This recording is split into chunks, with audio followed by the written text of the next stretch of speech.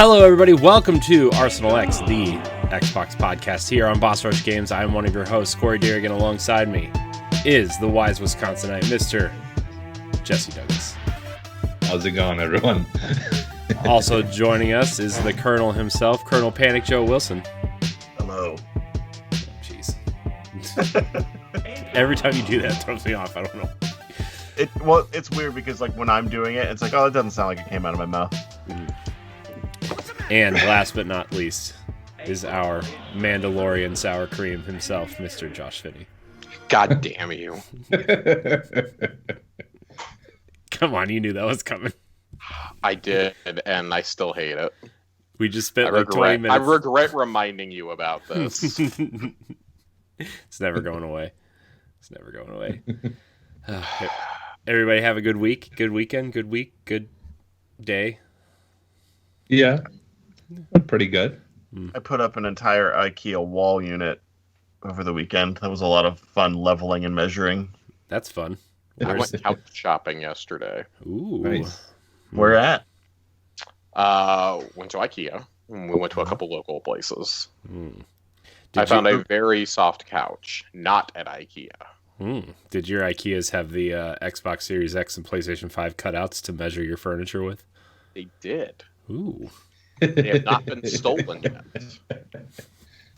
Why didn't they just get those those fake ones that everyone else got, where it's just the case of it, like just the outside? They should have, give something like that to places so they can actually I feel like those would be more likely to be stolen. They would absolutely be stolen. Yeah. Like, speaking as somebody who would love one of those fake ones, they would be stolen. Yeah. Just think about all the videos you could make just if you had saying. a fake one. Yeah. Yeah. Like me But I mean, they're with it. accurately sized. Like, they look like them just without like logos on it. They're just heavy duty, like Cardboard not boxes. wood. Yeah, like Yeah. a heavy duty cardboard though. But yeah, Oh, okay. and it shows like the exact dimensions are written on them and everything. And I was like, oh, this is great. Okay. But these are where I will actually buy living room furniture though, because I'm not buying a TV stand at IKEA. Like, more than likely. Yeah. Why not? Yeah. I like them. It's just like they don't go with the furniture I already own. We have We bought our couch from an online place called Article. It's terrific. Look it up. I like to test couches before I get them. You get 60 days. Oh, okay. You can send it back. Yeah, we're gonna have to do some fridge and stove shopping here soon, because both our fridge is junk and our stove one day just decided while we were cooking to shut off and say that it's getting too hot. It's not able to regulate the temperature, and so it just shut off. So yeah, so our money that we got is gone from the government already. Wow. I watched the Browns lose today against the Kansas City Chiefs. I did too. I watched was the Mavs rooting lose for to 'em. the Bulls for the Yeah. second time this month. Yeah, sorry, that's embarrassing. It's not great. We also don't have a full roster. We had like 8 people playing today because everybody else is in COVID protocol. Put us back in the goddamn bubble. Adam Silver, what are you doing? Yeah. Just rent out Disney World for a few months. Yeah, nobody else is going. Yeah, exactly. I'm saying, come COVID on. patients. Yeah, that's like a benefit. They were talking the other day on the news about Disneyland being a vaccination center, and let me tell you something. I want to be riding Rise of the Resistance, and halfway through have the ride stop when it inevitably breaks down, and have a healthcare worker from Orange County walk out and be like, "All right, guys, come on, it's time for the intermission." Or just like, come on. They drop from the ceiling. I like want a somebody in SWAT a team. stormtrooper outfit to give me my vaccine. I want Kylo Ren to give me my vaccine.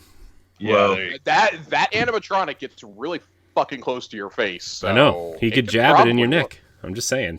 Dude, just like when they have you exit the ship to go get in line to do the actual ride portion, just have them standing there and be like, "Hey, if you don't get your microchip, you don't get to go."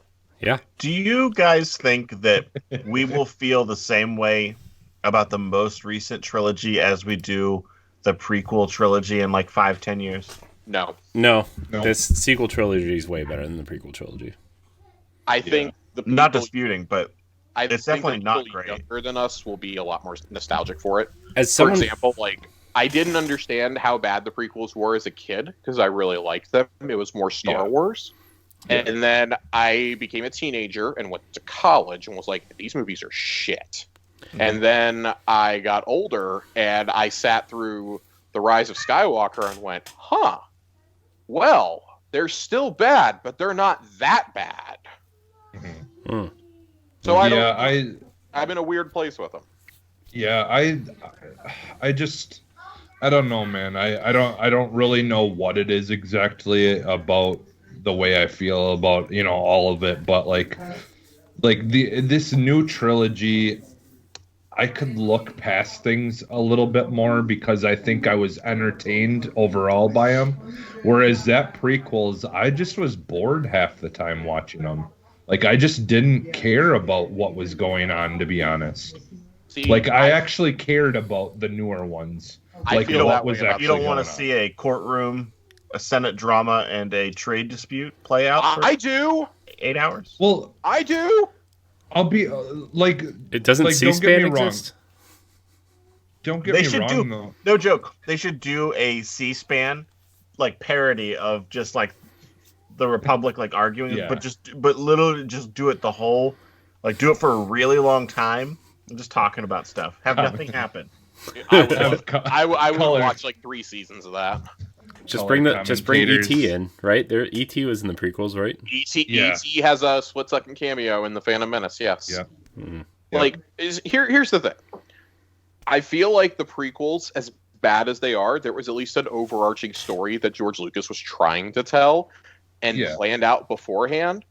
The sequel trilogy, they let every person make up their own mind on what to do. So J.J. Abrams creates the mystery box. And we all know he's notorious for leaving shows the second he does the pilot. He just keeps that creator and EP credit. He never does anything else with it. Great start. Always a great start. Yeah, so Force Awakens. Not a great 7th movie in a series, but it's a great beginning of a trilogy, in my opinion. I still think Then you have The Last Jedi, the most probably the most divisive blockbuster of the last 20 years, easily.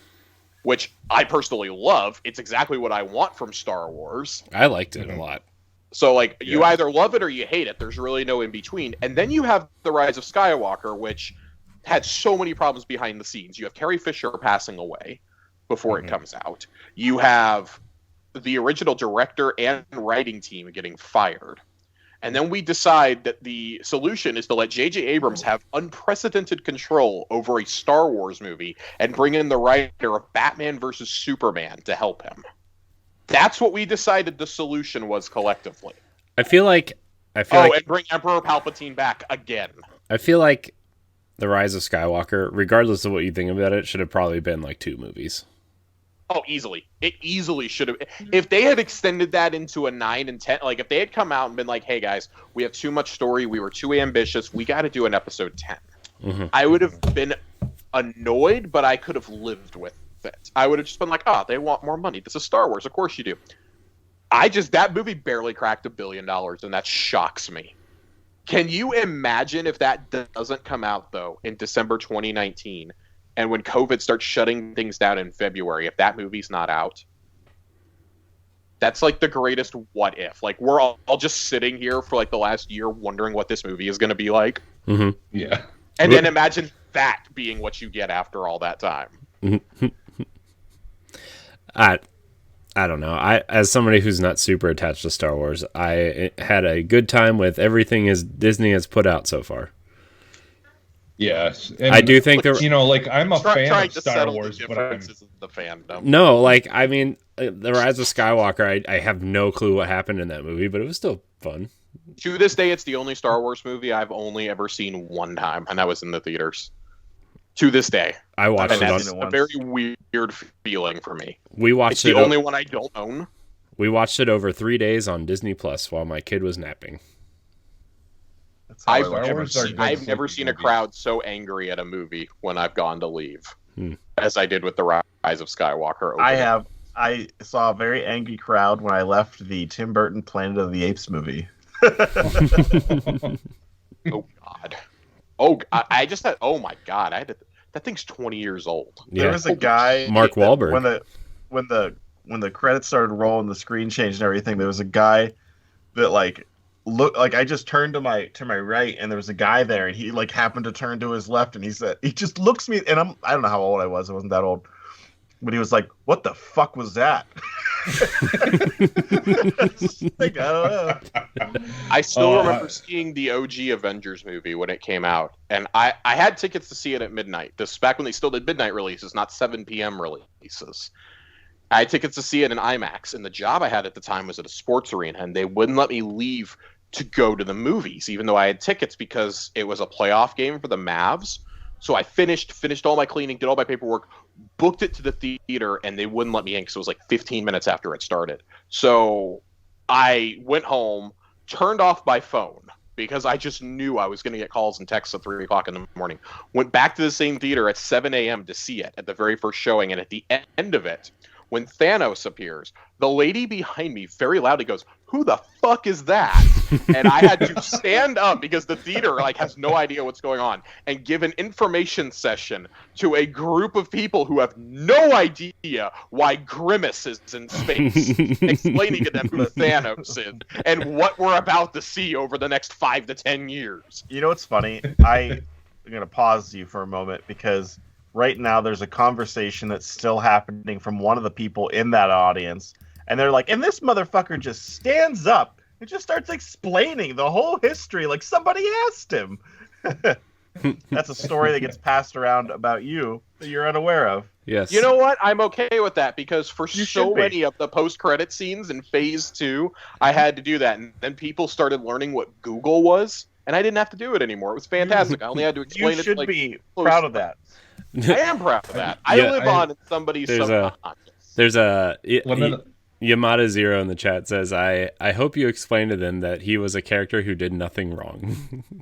Listen, back in 2012, we didn't know what Thanos' goals were, okay? But he did try to wipe out life on Earth and subjugate everybody to slavery. So Turns out that still is happening. It's just not a magical thing. It's COVID. So, but it still wins. One of my that's one why of my- Captain America's so depressed when they go into the future in Endgame. So hold on, I'm going to ask a question, because we just watched Civil War recently. Again, my 5-year-old is really getting into Marvel now, and to the point that he's following the stories. Mm-hmm. Mm-hmm. Every time I watch Civil War, and I realize that there's a mistake at the very end, but does anybody else kind of side with Tony Stark in that movie? Thank you. I feel like I'm so you guys should just listen to him a little bit. From day one, Team Tony, baby, Team Iron Man. Yeah. Even when I Yeah, rewatched it, I thought that in the theater. I rewatched it, and I was like, I still kind of feel like Iron Man was right most of the time. Hashtag Tony Stark did nothing wrong. Because here's the thing: how would you react if you found out? Because put aside the fact that Captain America thinks he's doing the right thing, it's literally only because it's Bucky Barnes. That's the Correct. reasoning they give in the movie. Not like in the comic. In the comic, Captain America is arguably right. Okay. In this, though, he's literally willing to do this for Bucky Barnes. Mm-hmm. That's it. Bucky is still brainwashed, too. Yep. It is such a bizarre thing. It's terrible. And let's be honest, before 2006, when Civil War was published, nobody gave a flying fuck about Captain America or Iron Man. Nobody. They were not cool when I was I didn't even know growing who up. Iron Man was when that movie came out. Iron Man was a C-list at best character. I liked Iron Man. Well, it's because Marvel got rid of all Iron their Man best was always characters. my favorite. Marvel could... They sold him off to save the company. Yeah. The only character I played in Marvel vs. Street Fighter was Iron Man. Yeah. Anytime Iron Man was in a game, he was always my go-to character. He is, to this day, still the only character in the Marvel universe that I really, really care about. It's just nutty. They took and they made the most successful movie franchise of all time, not called Star Wars, and did it with a whole bunch of C and D list characters. Like the Hulk was the most well-known character of the OG 6 Avengers. Mhm. The Hulk, and that was because of the horrible Eric Bana movie. Mm-hmm. That and the Eric fact that he's Bana? just the Hulk. Eric Bana in Yeah, 2003 Hulk in- was the Hulk. No, I know, Ubisoft but Hulk. isn't it Bana? Eric Bana? Bana. I've heard it pronounced both No. ways. Banana Fana Fofana. Mm. Corey, what's our question from Greg? I have an immediate answer for this question. It is the only I'm answer. getting us me back too. on track All right, Me guys. too. So, before I get us more off track. as everybody knows, we always answer a question from our food guru, you would call him, Greg Osterman III. He says, "Hello, Arsenal X panel. It's me again, your boy Greg. What is the best appetizer? Simple as that." Joe, you said you had an answer. Yeah. Please Cheese sticks. enlighten me. Cheese Cheese sticks. sticks. What? Mozzarella cheese sticks, man. That is a classic appetizer. Classic, Thank- but the best? Yeah. Listen, you I would argue that Southwestern spring rolls are the best. No. I mean, like, Or a good Cheese crispy cheese curds bloomin' are always good, but a good Oh, you're gonna good steal crispy bloomin' onion. yeah, that's what I would go with. It's gotta be from Texas Roadhouse though. Oh, it no, can't be it's from that. gotta- It can't be from that No. shitty Outback place. No, it's got to be from Outback. No, Outback see, is garbage. I think if Texas he's asking Roadhouse for the is best- garbage. Like, I can't go to Eaton Park and be like, "Can you get me a bloomin' onion from Texas Roadhouse?" Who's going to it's Eaton the- Park? What is this, I guess I would, 1997? 'cause it's like right by my house. You get those big Dude, smiley face I've got cookies? two. Texas I've got two Roadhouse here. Bloomin' onion is so much better, especially the sauce you dip it in. All right. Joe, you First get off, you for- getting for my those? one- You getting those big smiley face cookies? No, they're fucking hard, man.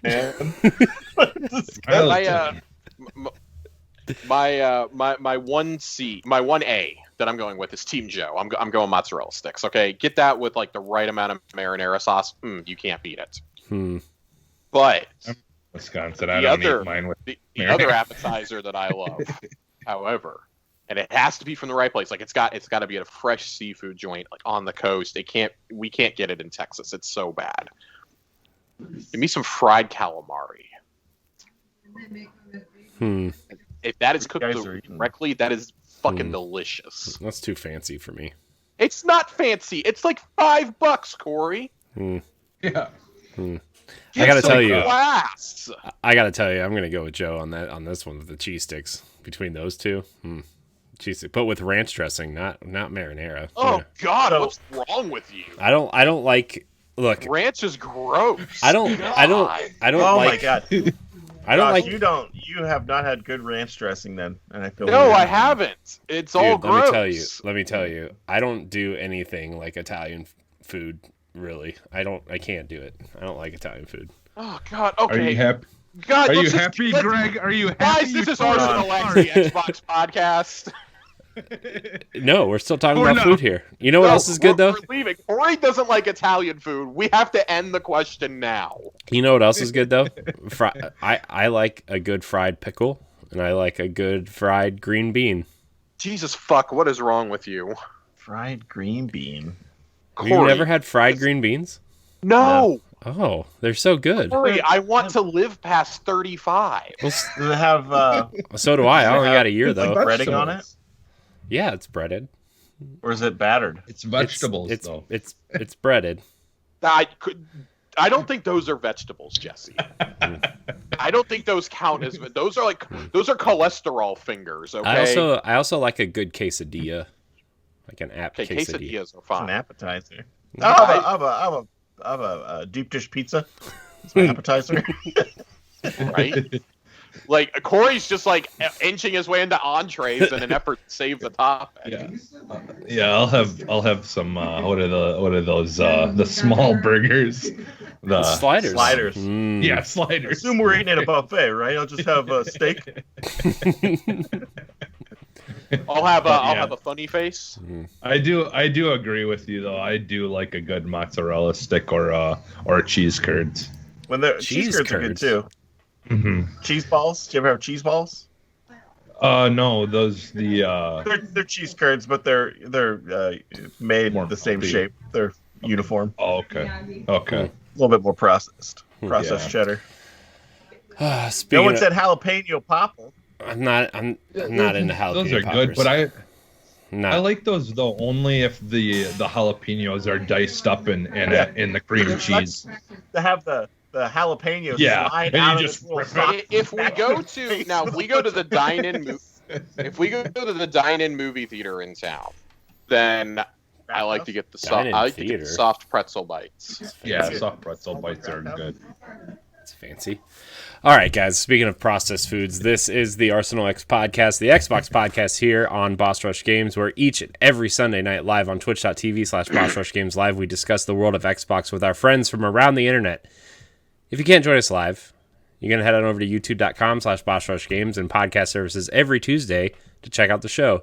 Leave us a review on iTunes or Spotify. Rate and subscribe to Arsenal X wherever you're listening.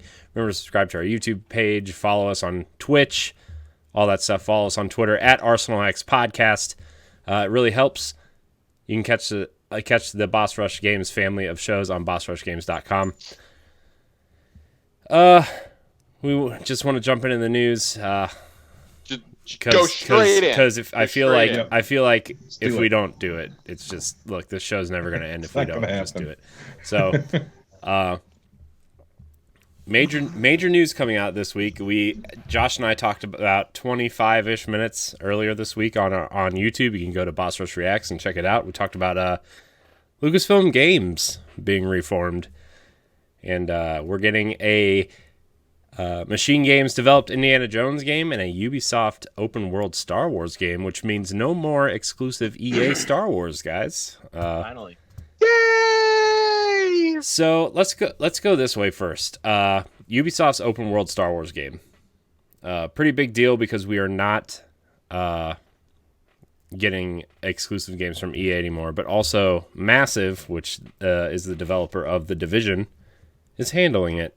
How do we feel about that? I feel fine. I'm gonna let Jesse and Joe talk about this since Corey and I already did some impressions, and I'll chime in at the end. I'm having a really hard time with like knowing how I feel about this yet. Like, there's so many different ways, right, that they could go with it, and until I really have an understanding or an idea of exactly what that means, if it means they're going to like try to do like the Marvel, Avengers game type thing, or if it's gonna be like actual like more like a Witcher or something where it's just very very very deep in lore and like not just throwing mechanics in there just for the sake of trying to make it a game. You know what I'm saying? Like I feel Avengers does, like, in some ways. Mm-hmm. It's really hard for me to either be excited or, like, honestly, I'm more excited about the other thing we're gonna talk about later.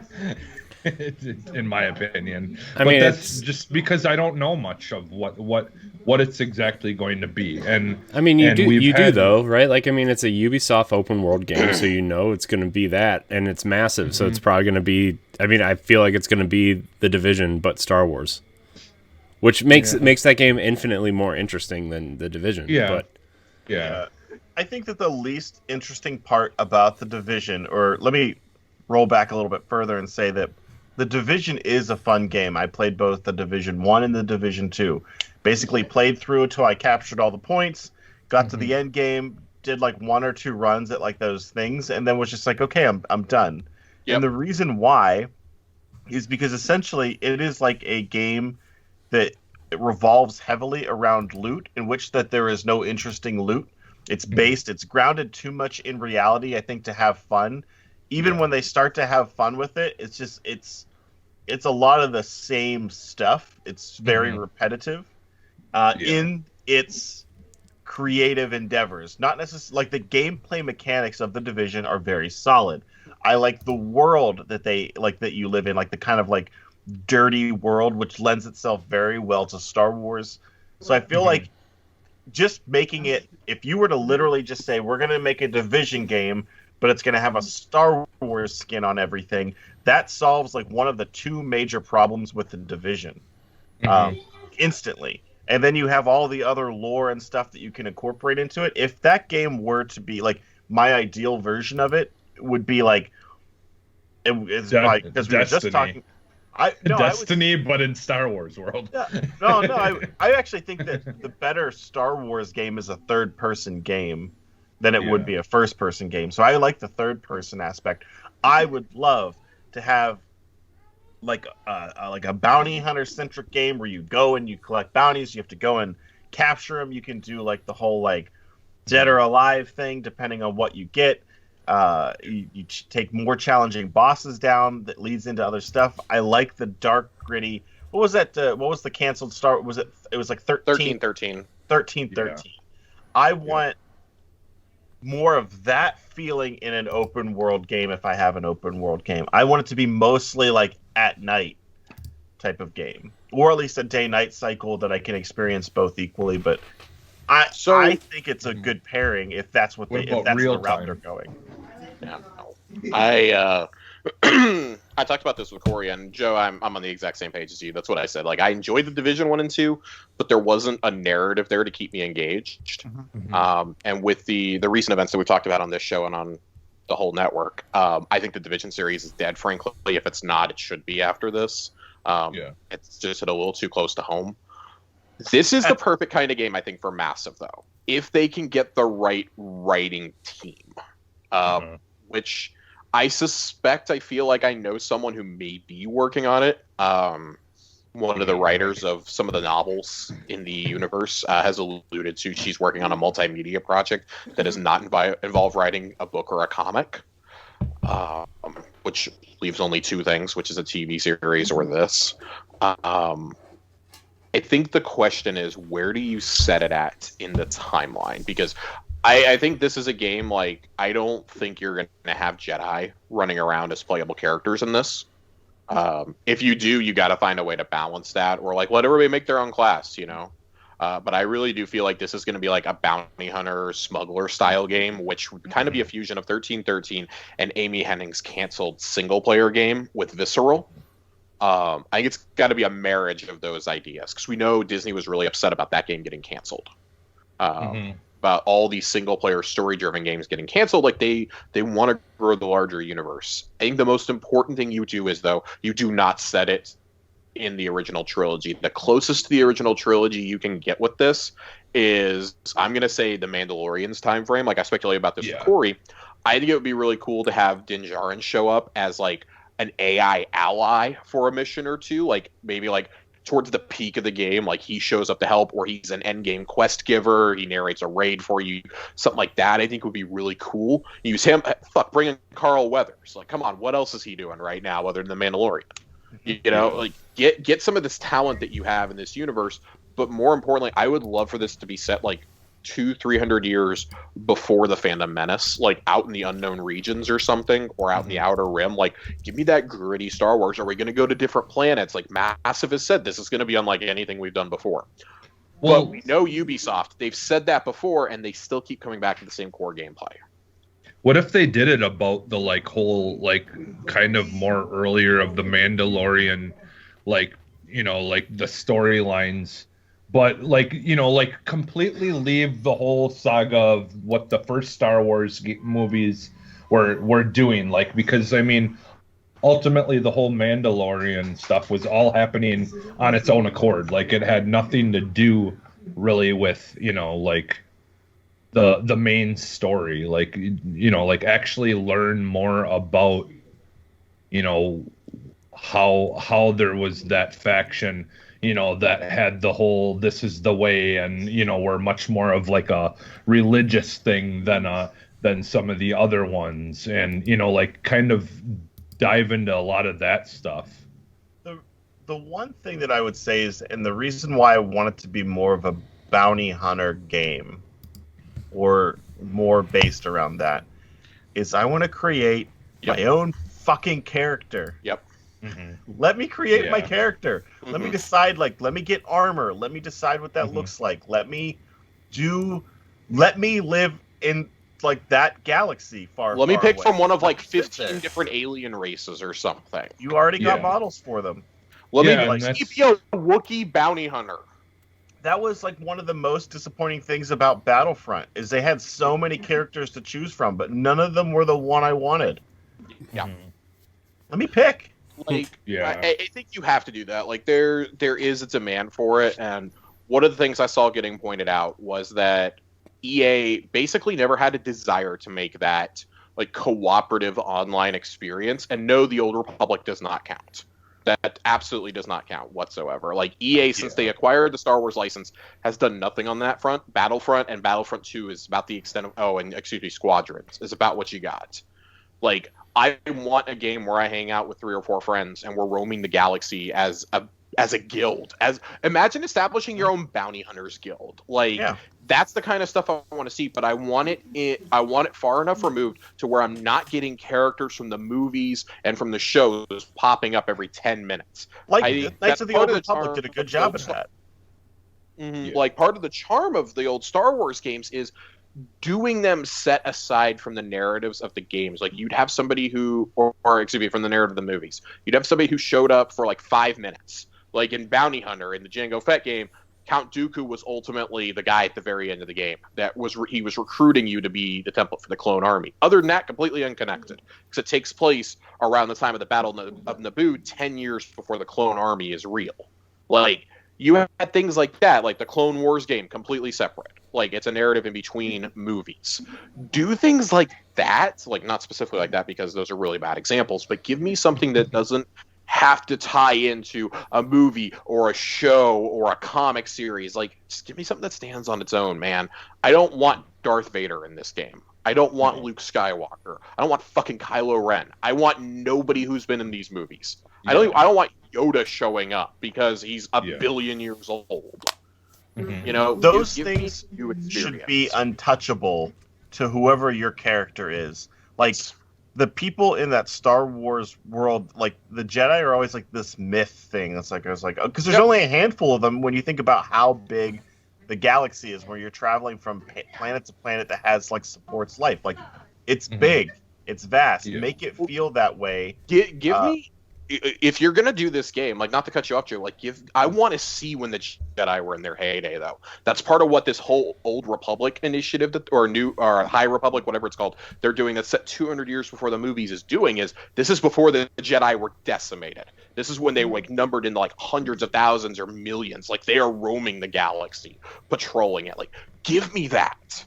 Show me a Jedi who gets corrupted, who's falling to the dark side, and we have to pull him out of it or something, or we have to fight him. We have to fight a fallen Jedi. How fucking cool would that be? And all you got is your guns and your gadgets? Or hell what if you are a bounty hunter and you have to fight a good Jedi? I'd be okay with it. Blur the lines. Yeah.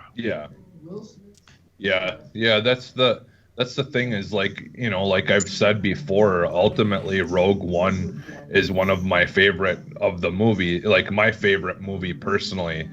And I liked that it took something that we knew characters in it, but we really didn't know what they had to go through in order to get to the point of what happened. And that's definitely what I want a game to do, is take something that we don't know a whole lot about unless we read every single bit of, comic or book or whatever that exists, and just really show us why we should care about some of these things that happened that the original movies don't really show us a whole lot about, or shows or whatever, they can base it around things that we have, but they don't have to let that property make the game. They can take what we slightly know a little bit about and actually let us live that stuff. like that for me is I think, like why I liked, I mean, it is what it is, but I liked the Unleashed games and stuff like that. The Force Unleashed and like those kind of things where you kind of just got to make your own character or whatever and, kind of do your thing. But yeah. But what are they going to put on the box? Sorry. Star Wars. Yeah, Star Wars. Like the old NES cartridge boxes where it just says, basically it was just a cover. It'll sell. The fact that it's a non-EA game, it's already going to sell bonkers. Yeah. People are already from the makers of from the studio that brought you the Division 2, like people will buy it. Yeah. Just don't lean too hard into the Division part of it. Mm-hmm. I think if they just do a good balance of like what people would expect from someone that's made the Division, and then you put a Star Wars theme aside of it, that's something to be excited about. Yeah.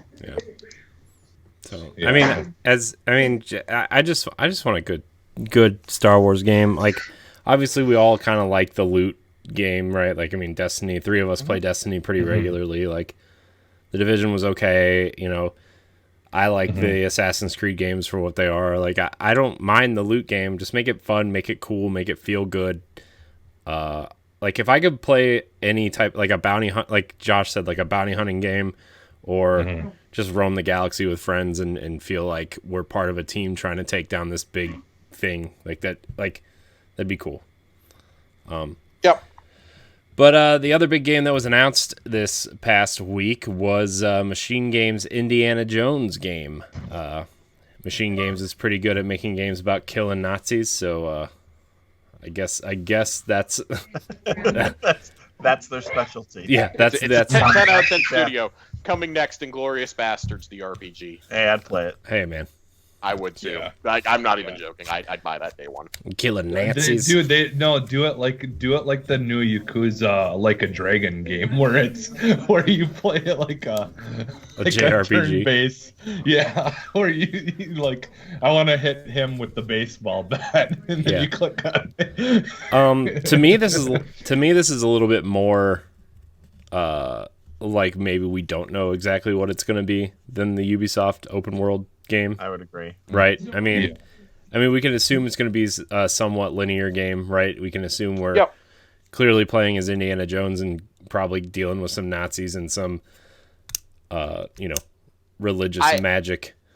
I expect there to be a fair amount of exploration in this game, though. Like, as much as it's going to be kind of linear, I expect this to be more open world than Machine Games' past games. Maybe, like, take what you did in Youngblood, but, like, amp that up by, like, 3 or 4 times. Like, a much better world. Because I think that was a really good example of how to do a linear game in an open world. Well, what I was thinking was more like Uncharted Lost Legacy, with those kind of larger open segments that you can kind of, I want to be able to go back through these areas, though, because, I mean, we all know, like, indie tends to stay, not necessarily in one area, but, like, the movies will take, like, a giant chunk of it will be in, like, one area. Like, Raiders is in Cairo, for example. Like, and we know this is going to be completely different from any other indie story that we've gotten before. So we're probably not going to Egypt. We're not going to find the fucking Holy Grail. Like, I don't know what you do with this. Like, God, you get Harrison Ford to come voice Indiana Jones again. Like, so there's so many cool things that can happen here. Do you guys remember the Indiana Jones game that was on the original Xbox? Yeah, yes. Corey and I were talking about that on Thursday. I actually just bought it because I think I'm going to try to play through it or stream it or something. Because it backwards compatible? Yes, I just bought it. I just got it on the digital storefront for $10. So that game is actually pretty great from what I remember. But the real key part of it is that they had Harrison Ford's voice like double. The guy that like does all of his redubs do the voice in this thing. So it was a little uncanny valley, but it was pretty close. I mean, it's a guy that studies how to do that voice. But my concern is what you just said, is that given the fact that technology has come so far, and like you're not going to have that blur of like 480i resolution or 720p like low res graphics to like mask a lot of these mistakes that like if you are, it can't be like the Avengers game where it's just like, oh, it kind of looks like the guy that I know. Yeah, he kind of sounds like him, but not really. I mean, I'm pretty sure they're gonna just map his face over. Yeah, because there's no way, and I mean, he at his age, he shouldn't like consent to doing all the mocap for it. yeah, Sure. But I'd be very surprised if they didn't, pull Mark Hamill with them, map his face over. yeah. Get one of these professional CGI doubles or something. You mean like then, Industrial Light and Magic, or you know? Well, I mean, like for an actor. Yeah. Like, No. You go get one of these guys who's a pro, who's like a stand-in for like action scenes in games or something. For a generic bad guy number 4 getting thrown off the building, but have him be Indiana Jones instead.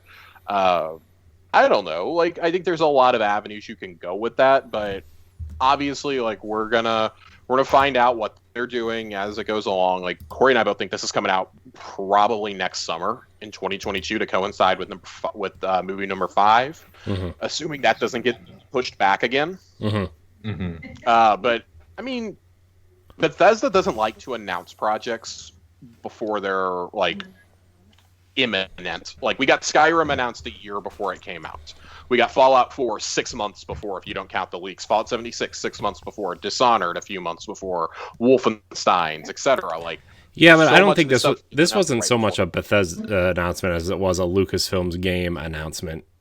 Right, but at the same time, Bethesda also has to give the approval. Like, yeah, we're ready for you guys to talk about this. Like, as the studio making it, and like revealing Todd Howard's involvement and whatnot, knowing that the sale is coming up, like this had to have been planned a long time ago. They can't do anything that'll alter their stock price. So shareholders likely knew about this and were sworn to secrecy. At least like they're big stakeholders. That is not like the guy who owns 3 shares of stock or something. You know? Leave me out of this. The guys who own I don't know, like a sizable stake, like a couple percentage points or something or more. There's no way that Microsoft didn't, like, I mean, obviously they knew about this when they were trying to make the deal, and I do think them finding out about this probably made them go, yep, that's it, we'll pay whatever you guys want. Like, that, so, honestly, having that license probably drove the price up a little bit too. I'm sure it did. Now, what kind of game do we just kind of assume this is going to be some sort of like Uncharted style third-person action exploration, shooty bang bang game? It's a mistake if it's not. I think it has to be. Yeah.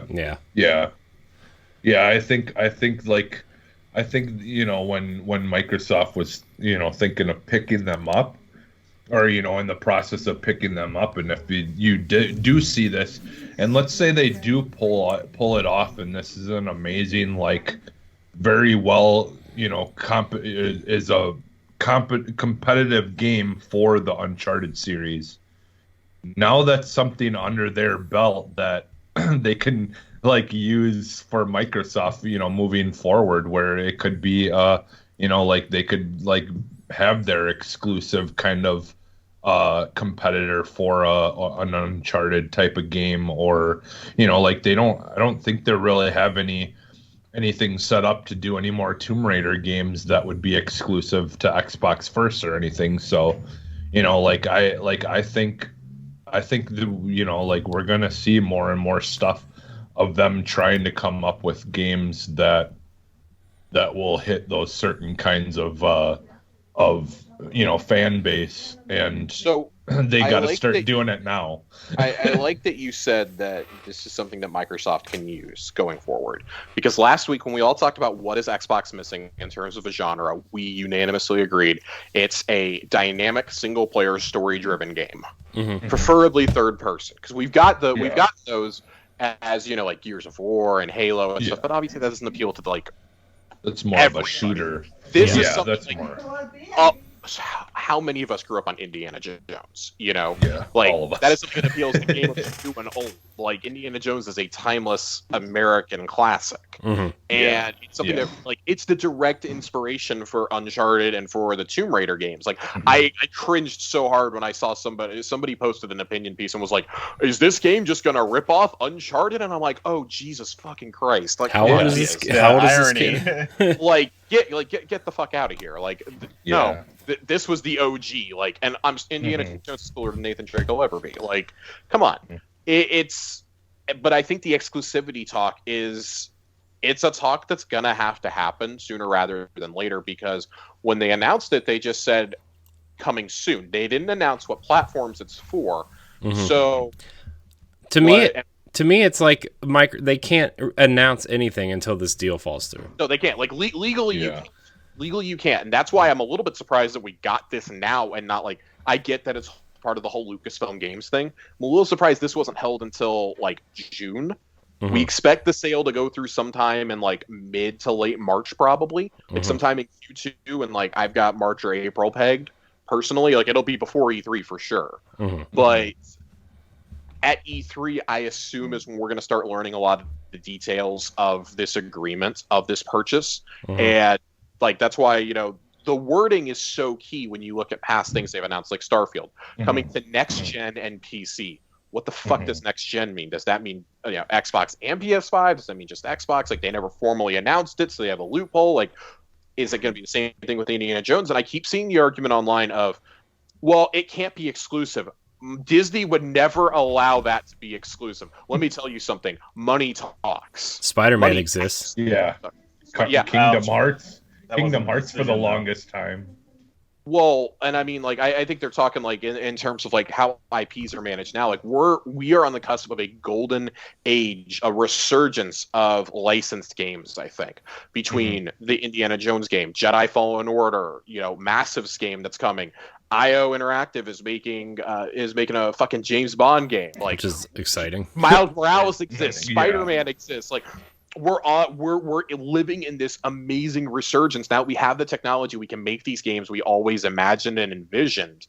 And I hate seeing the argument of, well, you don't want to close people off. You don't want to close off consumers.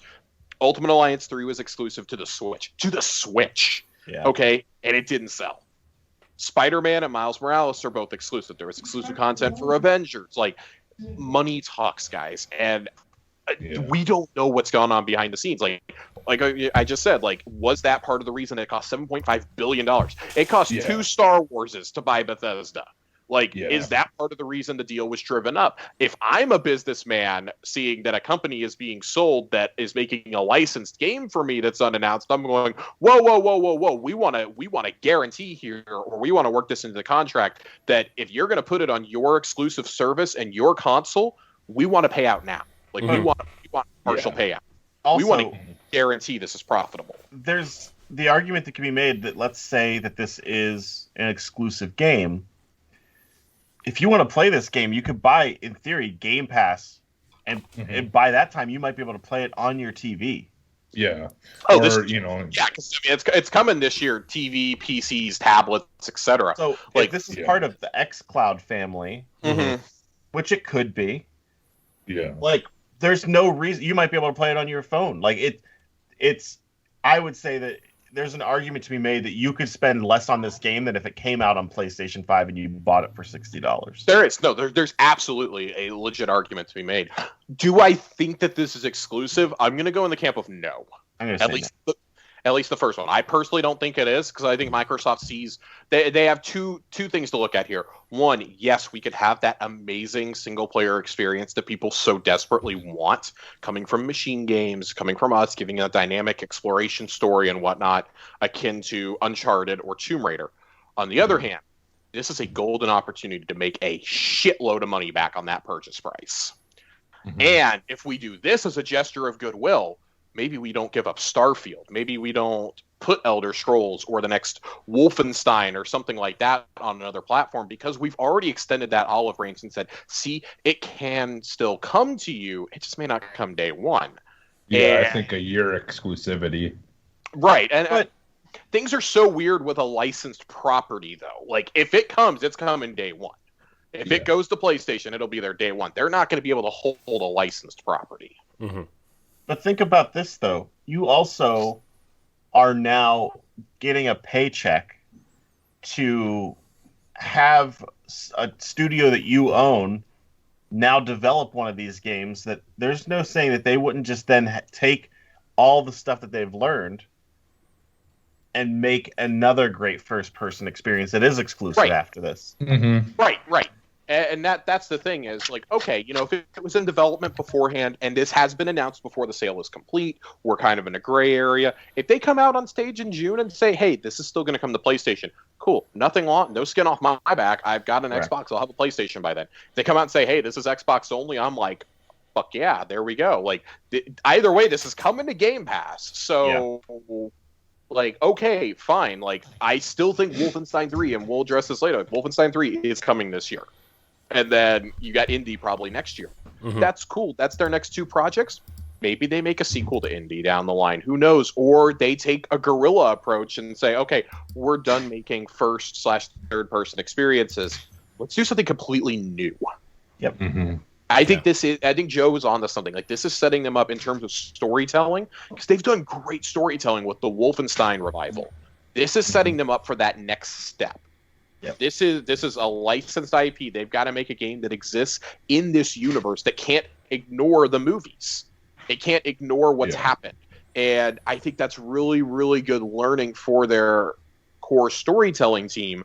And especially you've got Todd Howard there, like, okay, who's to say that he's not going to learn a few things working on a completely different style game than he's made before? It's not an RPG of any kind. Who's to say he can't take those lessons that he learns from overseeing this project and taking them back to ZeniMax and to Bethesda, respectively? Mm-hmm. And with with them being under Microsoft's wing, you know, like there's also a very good possibility that we have, you know, people coming from some of the other studios, you know, helping them with certain things, you know, not necessarily building the game or anything for them, but, you know, like, it's nice when you have a network of people you can talk to about things or get ideas from, or, you know, like, I just think that moving forward, like, we're already seeing some cool kind of things with some of these people in one studio interacting with some from the other that are with Microsoft, and I feel like it's been better for that, you know, in some ways. So I don't know, like, that's the thing is, like you said, I mean, going from doing Killzone to, you know, going to doing Horizon Zero Dawn, I mean, that was a big change, and they pulled it off, like, really well. So I honestly think that sometimes we don't give, you know, some of these devs credit. Like, I think that a lot of them can do way more than what we see. It's just sometimes, you know, like, once you do something well and it's doing well for you, you know, like, you kind of stick with it. You know, that's just how it is. But every once in a while, we see these developers kind of step out of their safe zone, and they bring some really amazing new things out. So, you know, I'm you know, like I said earlier, this thing I was a little bit more excited about, just because, like, I like when this kind of stuff happens. I like when you get something different that these good developers are left with to try to tackle. And, you know, sometimes they can fail and it doesn't turn out as well as you'd like, but I still give them a lot of credit for trying and stepping out of their safe zone and just trying to do something different, you know, instead of just continuously doing what you feel safe doing, you know. Mm-hmm. So either way, I'm really excited to see. I'm excited to see this game. Like, I'm a really big Indiana Jones fan. So the fact that we're like, to me, Indiana Jones has been like a character who's just kind of fallen out of the popularity. Like, he was like a late like at 80s, early 90s kind of pop culture icon that just kind of like, he had 3 movies, right? 4 movies, I guess. We're getting 3 movies. We're getting a 5th one, right? And like there was like it's crazy how they just went from 3 to 5. It's crazy. I know. It's weird. But like to me, I just hope this game is really great and like this kind of bolsters his popularity up again, because I really think that Indiana Jones is a great character and those movies are great. Well, 2 of them are great. 2 of them are okay at best. 2 of them are great. 1 of them is fine, and I mean, we're still waiting on the 4th. So, yeah. Well, someone tweeted at me and said, "I bought the Indiana Jones trilogy, and it was really nice that they gave me a 4th disc to use as a coaster." Yeah, it's so courteous how they do that. I mean, hey, the prequel trilogy, they give you 2 coasters with your movie. You assume that you're gonna drink. Yeah. Or put this in. Yeah. Well, like, my last thing I'm going to say is, like, I would argue that if, you know, like, I mean, 007 has always been popular, like, you know, James Bond and all that. Mm-hmm. But, like, ultimately when GoldenEye came out on N64, like, even people like me who, like, did not know anything about 007 or James Bond, like, was interested in it. Mm-hmm. And, like, I could definitely see it being that type of game where if they really pull it off and it does an amazing job of just, you know, like bringing that character back to you know, like popularity, I could definitely see that happening. Yeah. So the last thing I kind of want to talk about is like, how important is it that EA is no longer making exclusive Star Wars games? Probably could have talked about this after the last one, but extremely. Yeah, very. Now they just got to get the NFL from them too. Yeah, you know, dude. for the most part. I mean, technically we're getting a football game by someone else, dude, but I downloaded. I want it 2K to be able to make them. I want, you know, whoever. Like, I want everything to go back to being competitive, so we don't get the same piece of trash every year that it hasn't changed. You know, like, I want competition. Dude, again. It's ridiculous. I downloaded the 10-hour demo or 10-hour trial of Madden 21 through EA Play. I played 5 online games. I was 4-1, and I was like, because I was really amped for like. This is the first time I've been like enthusiastic about playoff football in a long time, because like the Browns obviously are in it, and like. As a lifelong Browns fan, this opportunity does not come up very often to be enthusiastic about playoff football. So hopefully they don't leave and go to another state. Let's not. But like I played Madden, and I was like, man, thank you EA for reminding me that I still don't like Madden. How long does it take to complete a game? Like 45 minutes. It's too long. Yeah. I think them not having the exclusivity is good. I know no one company, regardless of how much you pay, should ever have an exclusive license to a massive IP like that. We were all concerned when this was announced back in 2013. We were like, oh, well, they're going to make a new Battlefront. I mean, I was 21. I was 21 at the time. And I was like, all I thought about was, oh, shit, I love Battlefront 2. I still have that for my Xbox. Like, I still play it with my buddies. Like, when people would come over to my apartment, we'd get drunk and we'd play Battlefront 2 on the 360. It was fantastic. But then you get older, and, like, I remember friends being like, why are you taking them to task? Like, why are you so mad about Battlefront and Battlefront 2? They're like, they're gorgeous games. Like, it's not enough to be gorgeous, though, in today's day and age. If you're an intellectual property, like if you're a third-party IP, you have to have gameplay. You have to have story. Like, we hadn't had a good Star Wars game in 15 years until Fallen Order came out. And don't anybody say, oh, Battlefront 2, though. No, Battlefront 2 got good only after we held their feet to the fire. It took Bob Iger himself calling EA, going, what the fuck is happening, to fix that game. Yeah. Like, reviews didn't fix it. Outcry on Reddit and on social media didn't fix it. It took the CEO of Disney calling. So I'm happy that they're going to continue to make games like Fallen Order. I'm thrilled. I guarantee you a Battlefront 3 is coming before this deal is up. And hey, if it's like Battlefront 2 was at the end, but better, I'm all for it. You want to do a full-on sequel to Squadrons? Give me like triple the content. Give me a story that's 2-3 times as long. Go for it. I really like Squadrons for what it was.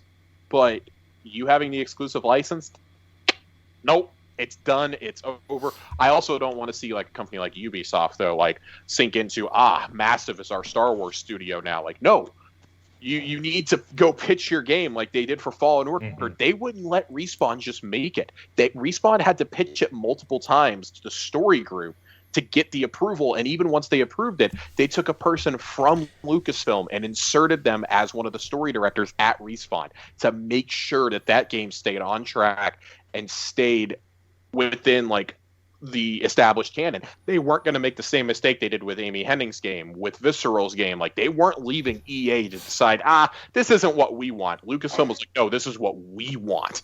This is the game our fans want and that we want to deliver. And thank God it did. You know what the game we need, Josh? Oh God. We need the Rayman team to make an R2-D2 platformer, because it is canon that he can fly. It is. It is in fact canon. We speculated on Thursday about like some of the teams we'd like to see make games, and I'm holding out hope. I'm holding out hope that KOTOR 3 is a thing. That'd be great. I just am. Yeah. Because I think, and I'm not going to dwell on this too much because we've already gone way too long on this topic, but one of the things I was bringing up with Corey was... That's not true. If Xbox is really trying to get back to being the place for Western RPGs and for like FPS style games, I think having KOTOR in your arsenal is a no-brainer. That's also, it's a unique game. Like, they don't have that kind of RPG anymore. Mm-hmm. But if they were to do it, I think you would have to remake, not remaster. You would have to remake 1 and 2 because those games are 15 years old. They play like dog shit now, and they have not aged well in the gameplay department. In my opinion, I tried playing them and I couldn't. No, everything's way. They play better on phones and tablets at this point than they do on Xbox. They do, and like if you're gonna play it, I urge you to play it on an iPad at this point. But if you were to remake those, a la Final Fantasy VII Remake or even Resident Evil 2 style, holy hell, you have an instant like multi-million seller on your hands day one. Like, I would love to see that, and you don't even have to get BioWare involved. Like, you can do it with Obsidian. And I say that like Obsidian doesn't already have like 6 projects going on, but I've thought for a very long time that they have that the secret project that they have is something Star Wars related. Even if it's not Knights of the Republic, I want a Star Wars RPG of some kind. It can be from them. I don't even want it to be. It doesn't even have to be exclusive. Like, I just want it with somebody who understands the franchise and who understands how to make a good RPG. Give it to Larian if you need to. That's seen itself now with Baldur's Gate 3 and did Divinity. Give them Star Wars. Holy shit. Yeah. Give it to them. Give it to Spiders. Give it to, I know we're going back to exclusive, but In Exile. Like, give it to a smaller team that is going to treat it with the care and respect that it deserves. Yeah. Well, because that's, ultimately the issue with those originals. They were great games, but they were rushed. And, there was a lot of issues with them. And, back in the day, especially that the second one was definitely rushed. Second one was the one. The second one was rushed. The first one. Yeah. Nah. The first one, was fine. I mean, totally from a different studio too. They only did it after BioWare said we're not doing a sequel. I would love a remake of that first one. It's absolutely. It's one of the best stories, even if it's not canon. Like the fall and redemption and the plot twist of Revan is just incredible. And you have Matt. I mean, God, like we went over this, but I mean, you got HK-47, you got Canderous Ordo, you've got Darth Malak, you've got Bastilla, like you've got all these amazing characters. And going back to the point we made during the Massive conversation, it was away from established canon, but it still felt familiar in that universe, and that's what it has to be. We saw it like 4,000 years before the movies. There's numerous Jedi and Sith like fighting each other in this great war. And it's following the Mandalorian Wars, like that's incredible. Show me that, but in 4K 60 frames. Mhm. Yeah. Do it. I definitely agree. I mean, it's like we always say about like Nintendo sometimes, like when they don't like redo a game or port something over, it's like you're just throwing money away. I mean, there's so many people are fans of those games that it would just be ridiculous not to try to do something with it, Mhm. I mean, people have wanted it for so long now. Yeah. All right. Do we want to hit this next topic, or do we just want to go straight to questions? What's the next topic? Xbox has 30 console launch exclusives this year with more to announce. We'll make it quick. They also reportedly have 2 games that are unannounced for 2021. So let me pull up this what do you call it, this link here. I've got it pulled up. All right. Well, Josh, then you hit me with it. Okay, so hit me with your we'll best just fly. shot. I'm gonna fly through these. If anybody has one that they want to talk about, we'll talk about. We're skipping Halo Infinite though, because we've talked about that ad nauseum. What? Yes, Joe, we're skipping Halo. What about fine with what it. about what about Halo Infinite? Sounds interesting. I'm Get interested. Corey off the show. Adios. See ya. The Artful Escape. The Ascent. The Ascent looks cool. Yeah. Cool. It looks different. Yeah. I dig That's that. the It's an isometric shooter. I dig it. yeah. Looks super cool. The Big Con. This was one of the ones we saw in the ID at Xbox montage last summer.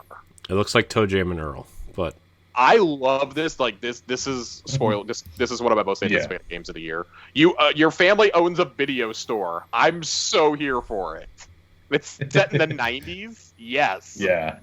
I'm excited. A game that I'm convinced is vaporware at this point, and I would absolutely be sold on that notion if I hadn't played the alpha. Crossfire X. Oh, is this like the Remedy the Remedy story, first though. person shooter? I enjoyed the multiplayer. It needed a lot of balancing, and the spawning was really, really bad. But it was more fast paced than Call of Duty, so I enjoyed it. But I'm always here for a Remedy story. Mm-hmm. Who isn't? Especially an exclusive one, or a timed exclusive. Excuse me. Like this was barely punted out of last year, so I gotta think this is spring. Do you know whatever happened to that game? I want to say it was like a small team working on it, where it was basically a shooter, like Halo, but it had the portals. Oh, in that it, came where you out could already. shoot That came out portals. that came out on PC like a year and a half ago. Yeah, But it was only PC though, right? Yeah. Right. Okay. Dead Static Drive. It looks kind of like Tremors to me. Dead With a Static. weird. Yeah. It sounds cool to me. You drive along Route 666. Yeah. There's like sandworms that pop out of it. At least it looks. Yeah. Like. I can dig it. Echo Generation. I played the demo of this from the Game Awards. I don't know how I feel about it. It's kind of like a Stranger Things style RPG in a lot of ways. Yeah, that's what it And looks I think that's like. probably why I don't vibe with it a whole lot. Yeah. I never really got into Stranger Things. I don't get it. Yeah.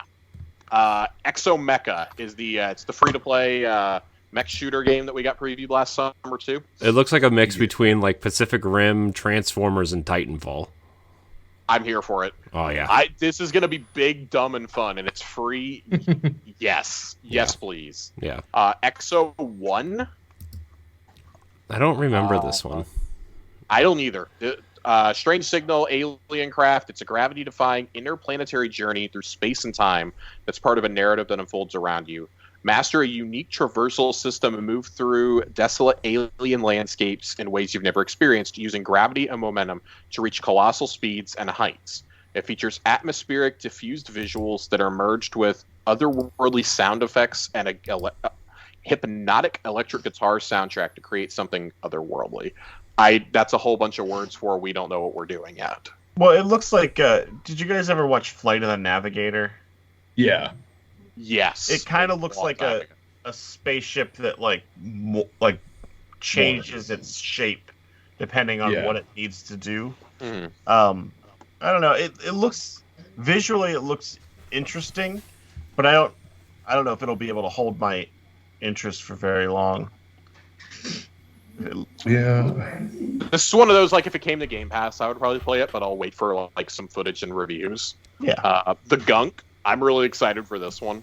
This is the one by the SteamWorld team, right? Yep. Yeah. This looks beautiful. I really want to play this game. I want to listen to the soundtrack. That too. Malo Minfament. Oh, what's that? Can we go into that? We want to No. know. I think you are like some sort of super soldier, and you are stranded on a planet to fight some what you would say a covenant of alien races. I can tell you that I'm ready to get into that, if you know what I mean. Next, we have The Last Stop, which sounds interesting. It's an anthology game with 3 different stories in it. I like those kinds of games. Lake, another one that I really like. Little Witch in the Woods. Looks like The a Medium.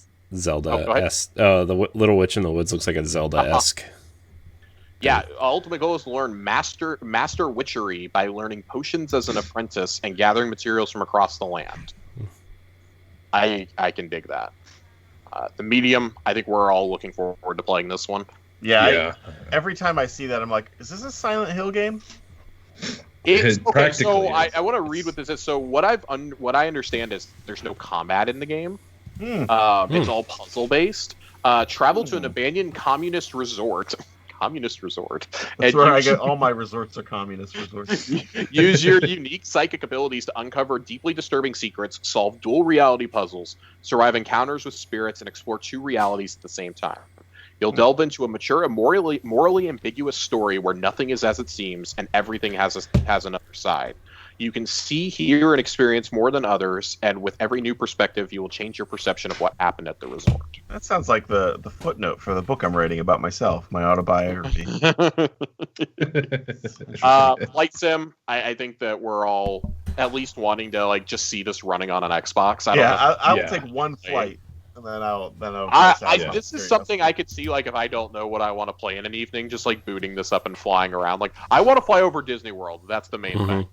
We're gonna land in Disney World. I want to land like in the bus parking area of the Magic Kingdom. You know what I want to do? I want to fly through the Contemporary Resort where the monorails go in. I wonder if it would let you do that. Yeah, I don't know. I kind of want to do that. Can I land at Harry Potter World? Can I land on Could top you of... land in Galaxy's Edge?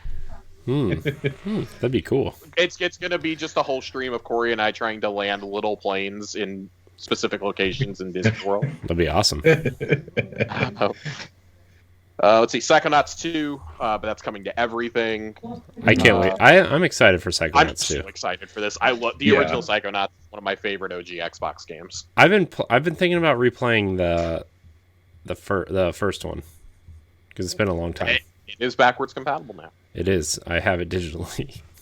RPG time. This absolutely sounds like something I'm going to play. Meet us an empty classroom for a grand adventure with a young aspiring game developer and his very own RPG. You'll be dazzled by hand-drawn creations as you journey into the surprising and magical world of imagination. That sounds like a D&D style game, and I'm absolutely here for it. Sable. Scorn. Another one. I don't believe this is actually coming this year. I'll be shocked if it makes that. And how is Scorn not a Geiger game? It looks exactly like Alien. That's what I was trying to. When they first started showing the teaser trailer at the third-party showcase last spring, Ray and I were watching it. We're like, "Oh my god, it's a new Alien game! Oh my god!" And then we're like, "Oh wait, the fuck is this?" I mean, it's definitely heavily inspired. Yeah, this looks like they copied and pasted Prometheus.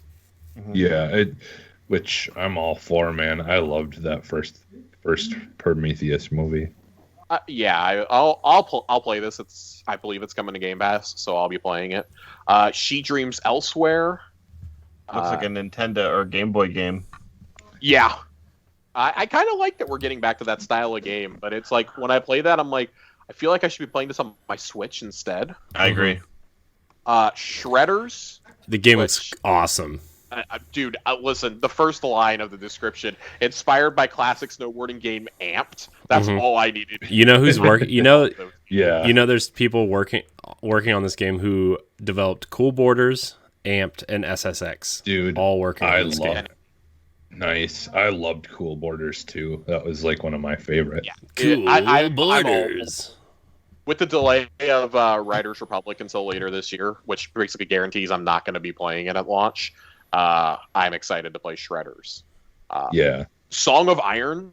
This game is really cool. It looks good.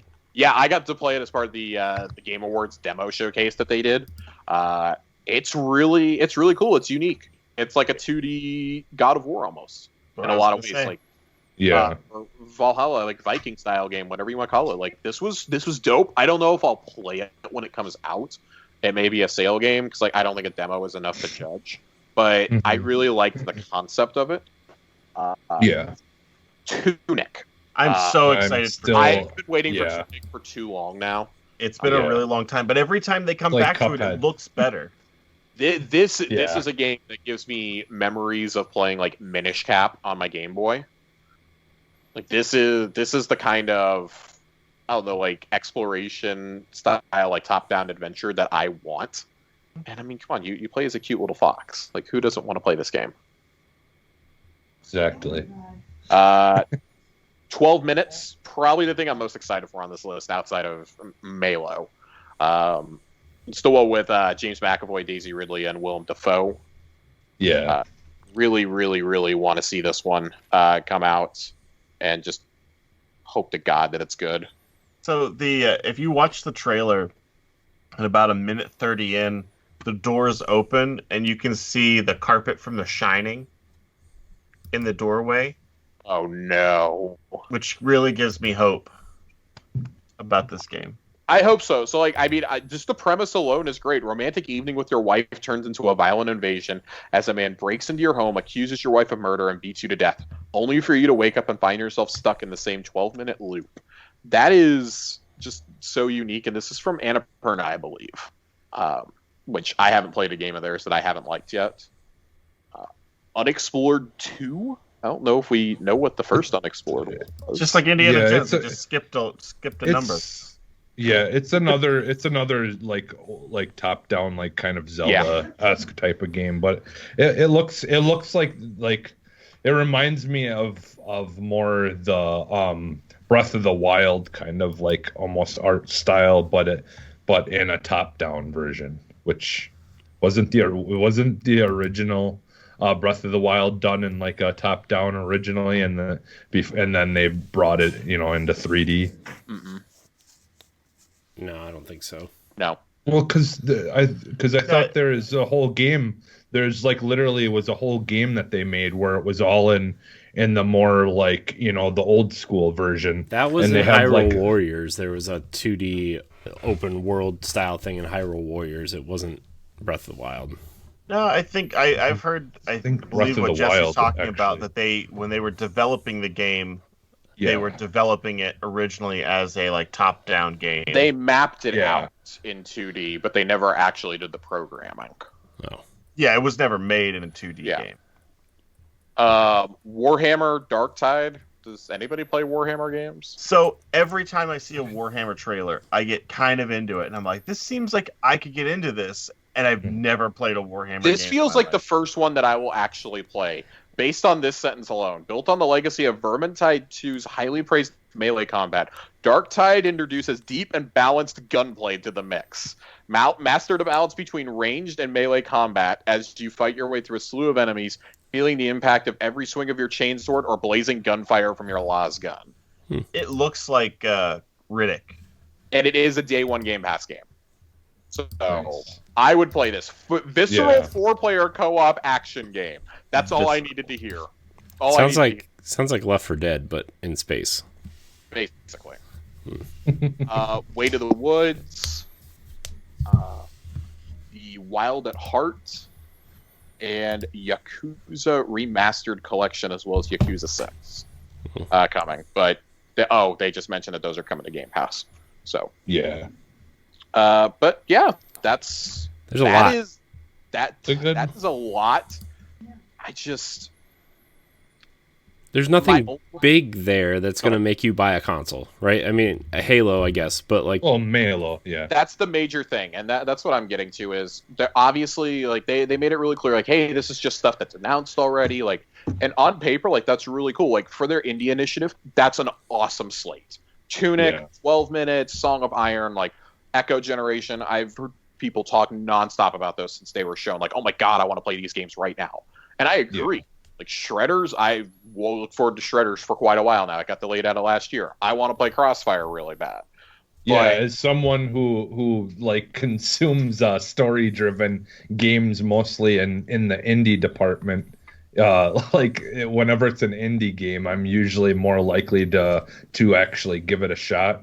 And so for me, like this lineup is like it speaks to me for sure. But right. And it's like the most noticeable thing looking at this is the lack of Microsoft games. Mm-hmm. And I think it's very much by design. That's not exactly great when you go, hey, look at all these exclusives we have coming. It's like, well, where are your exclusives? We have Halo and we have Flight Sim on there. Come on, guys. Like the gunk. Again, that's not a Microsoft I know. game. I'm just joshing. Like you look at this and like so many of these are really cool games. Like you said the gunk. Like Stalker 2 is one that's not on this list that like may or may not be this year that I'm looking forward to. But it goes back to what we were saying a couple weeks ago. The first 6 months are going to be real rough if you're looking for a AAA reason to buy this console. You got to make it to summer, and then I think that's when you're going to start getting the floodgate open. Yeah.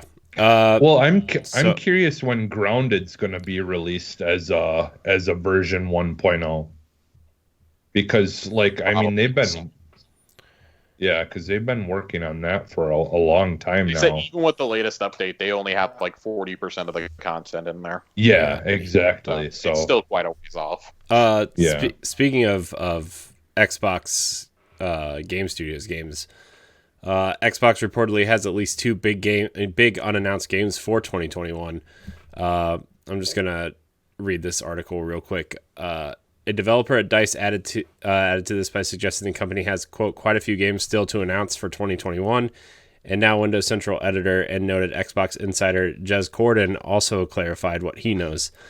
Quote, the list did say that it was all the announced games, as if to say more was coming too, and I know that at least two games, big games, that aren't on that list that are coming from Xbox in 2021.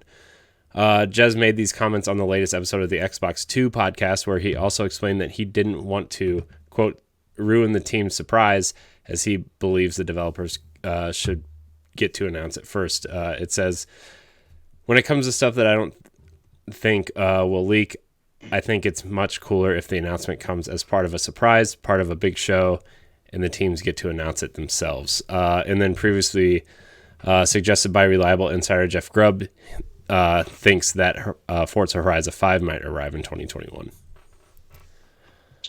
Horizon 5 is a pretty safe bet, I think, even though they teased Forza Next last year. Yeah, they teased Motorsport last year. But the impression that I got from seeing that was that it was just going into development.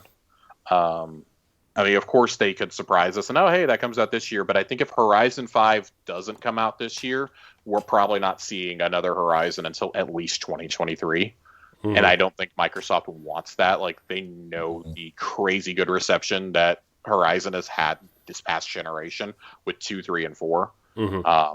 Unless you have some unannounced expansions, which is entirely possible. For 4, it's simply just that makes sense.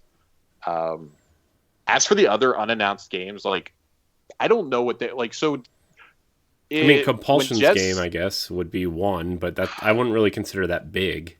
When Jez says unannounced, does that just mean unannounced for this year or unannounced period? That's my question. Like in the wording, it seems like he meant this year because he said that they wanted to announce it during like a big show. So my guess is around E3 time. They probably want to. Right, but I'm saying, is this a game? Are these games we already know about? No. Also, are they brand new? Does this include the Bethesda games also now?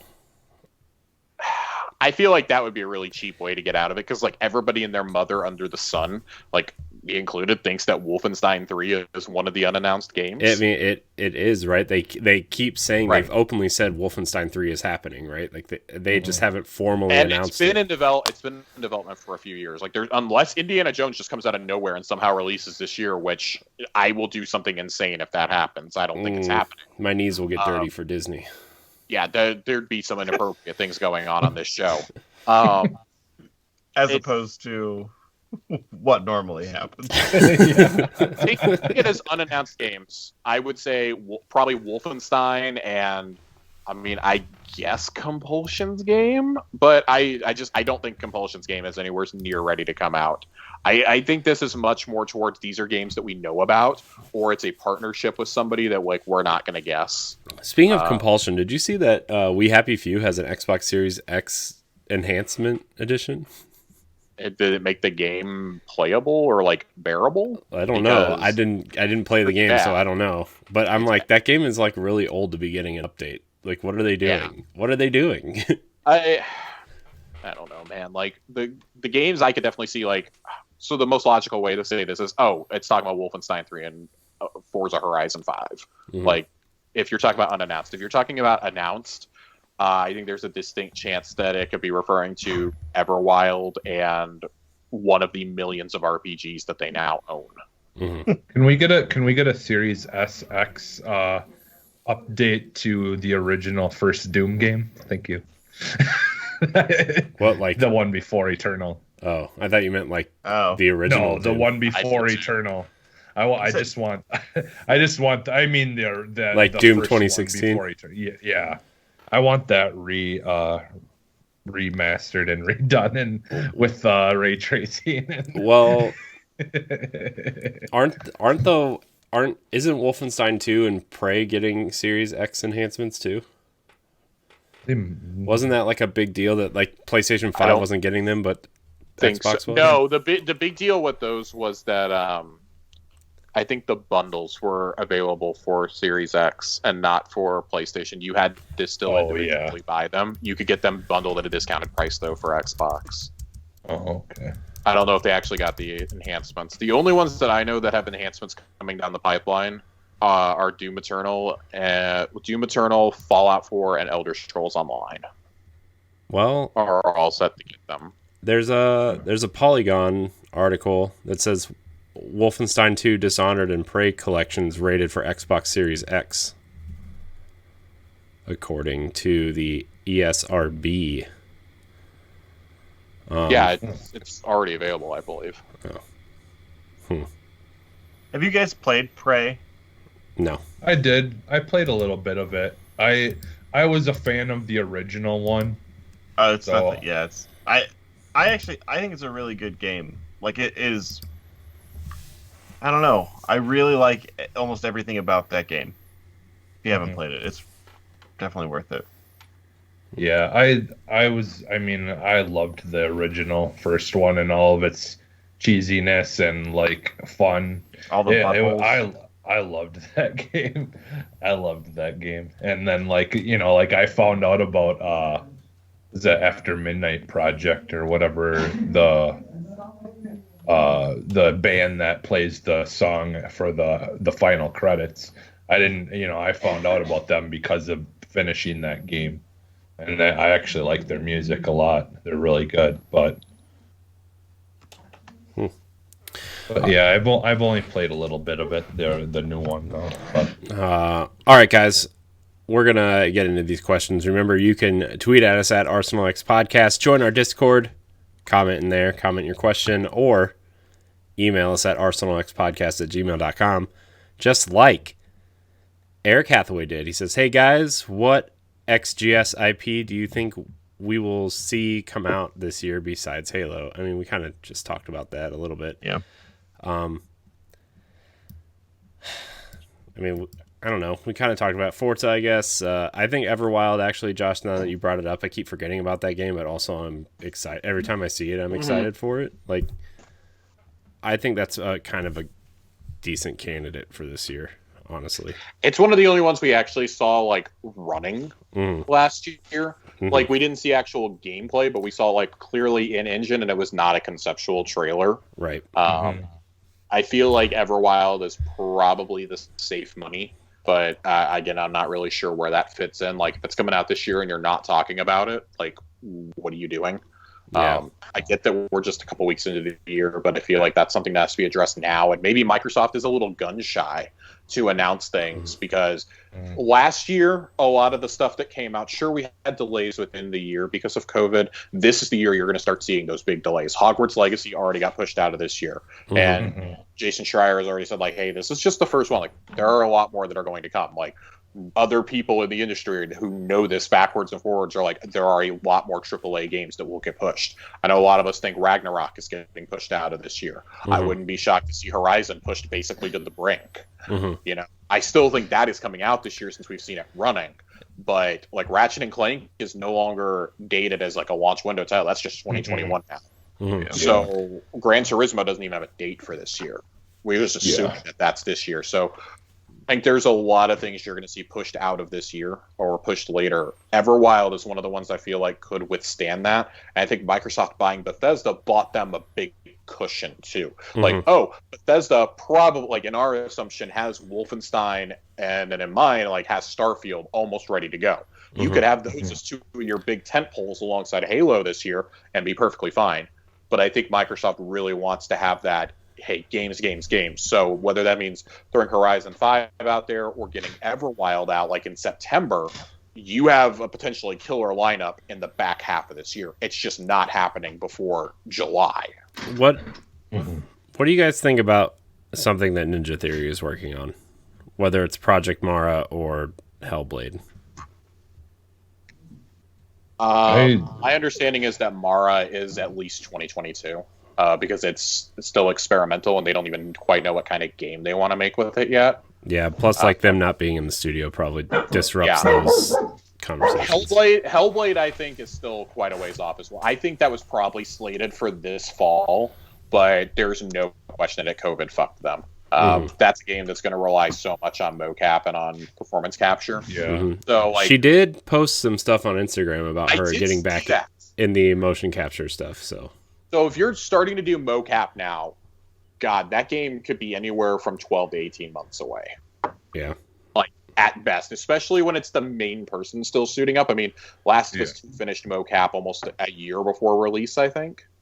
I was thinking like probably March of 2022. Yeah, I think that's a spring game next year. When we didn't get any new footage at all last year, and all we got was a like literally 50-second dev diary, and we've heard nothing since. I assume this game is not coming out in 2021.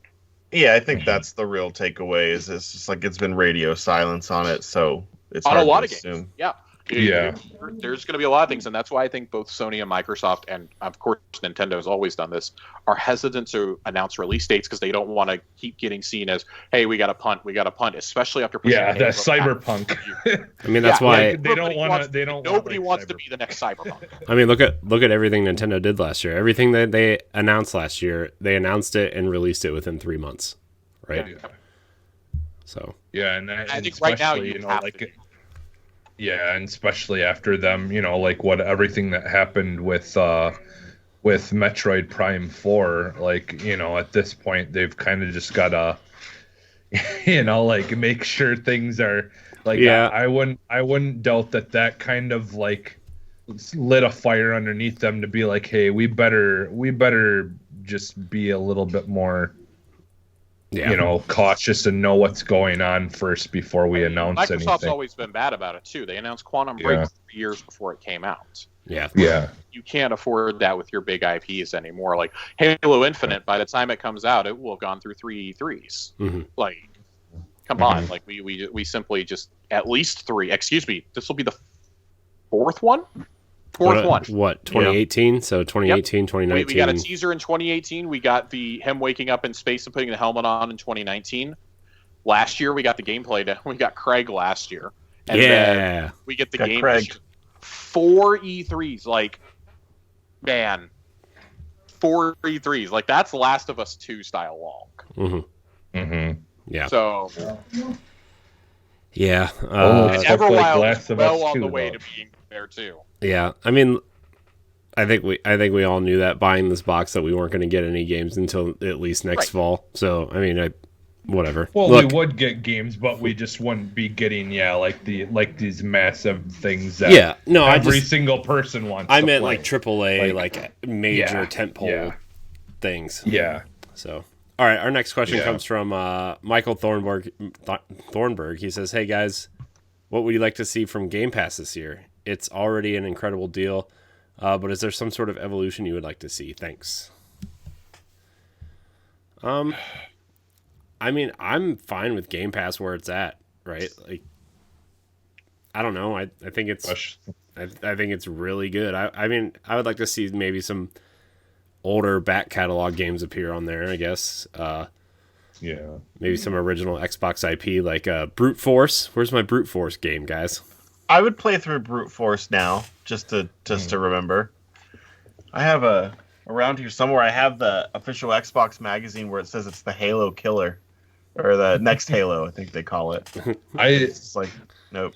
No. I still think that the one thing that they need to do sooner than later, until storage is no longer an issue, is they need to bake xCloud into some of these games and give you the option to just play them right there off of Game Pass. I mean, that's on your coming Xbox though, right? Too. That's supposedly coming at some point. Is it this year? Okay, they did. Okay. Yeah, they're trying because like I think that's the only thing for me that Game Pass is missing right now. I can't just play games that I want to try out without having to download them, and if I want to download them right now, I've got to delete games. I mean, that's how it works on mobile.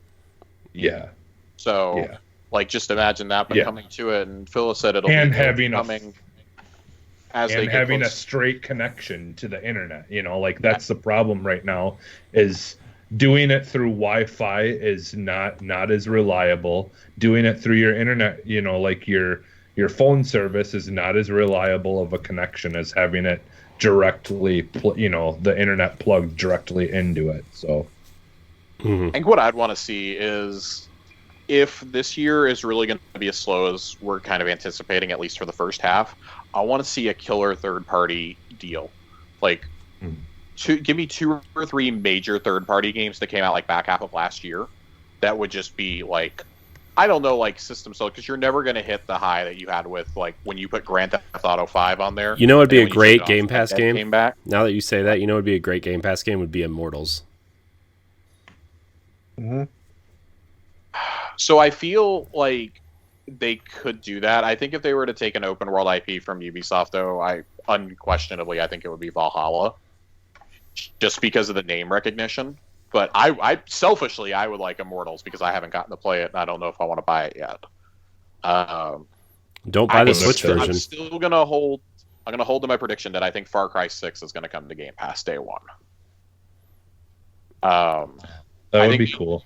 I think they know they need a major deal or two, and they'd be willing to eat the cost if they needed to. Just be like, hey, this game's only going to be on here for 3 months. We're going to Red Dead Redemption 2 it.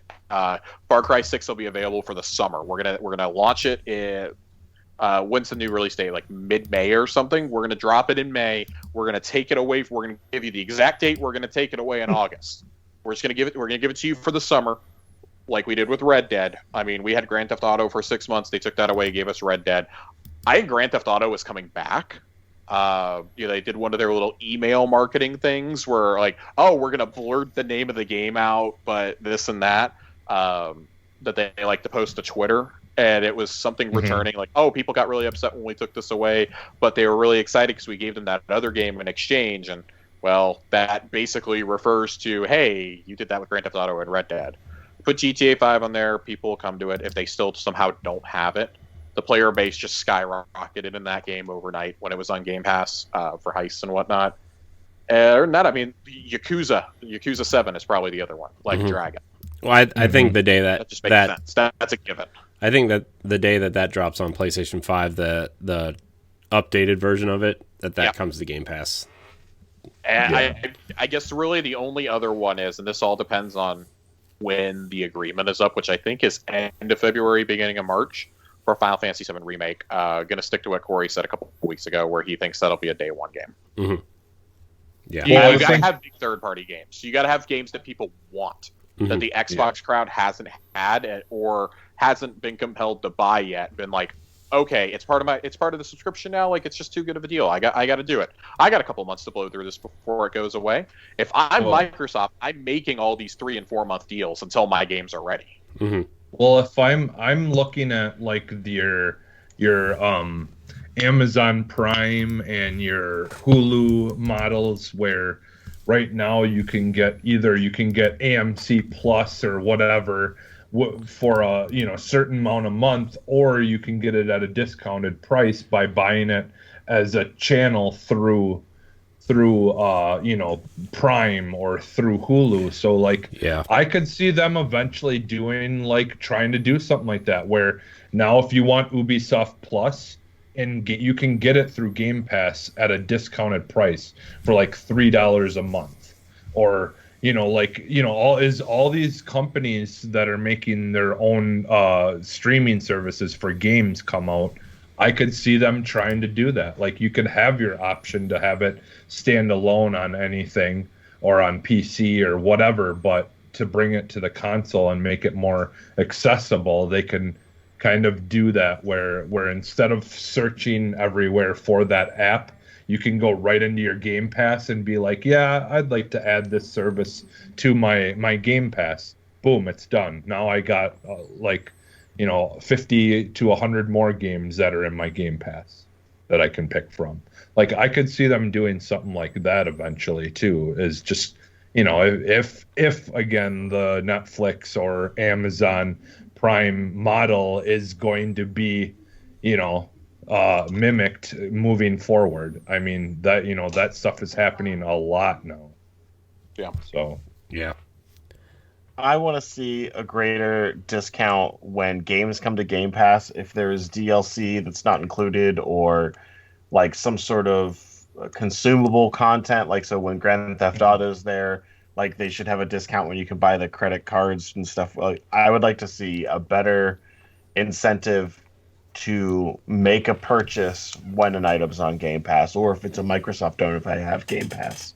I like saying there, because I like that Microsoft included the Hivebusters DLC for Gears 5 for free if you had Game Pass. Like, I think you're going to see that a lot more with Microsoft owned properties. It's Game Pass. It's only Game Pass Ultimate though. Yeah, but I mean, it's fine. Who's really paying for console Game Pass, and it's not Game Pass Ultimate? Like, let's be completely honest. No, I know. I'm just saying, like, yeah. It but that's still like that further accentuates like what a good deal it is. I'd like to see more perks.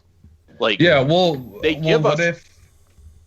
I was gonna just say really quick. What if they started doing more of this stuff linked to the the Game Pass reward stuff, where like if you spend so much amount of time or like you 100% a game that you got in Game Pass or whatever, that you can like actually, if you do enough in the regular game, you can actually unlock the expansion for free, through actually putting the work and time into, just because like the main thing about Game Pass is like these people want you to play their games, right? And the more that the game is played, the more money they're getting from Microsoft.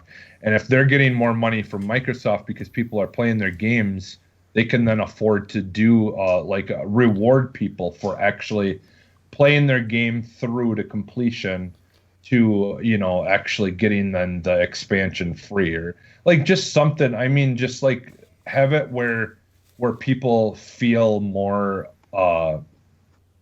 willing to try to finish these games in Game Pass, instead of just trying them and then deleting them and trying something else and then deleting it and trying something else and delete. Like just a way to make it better for everyone, I think would be kind of interesting too.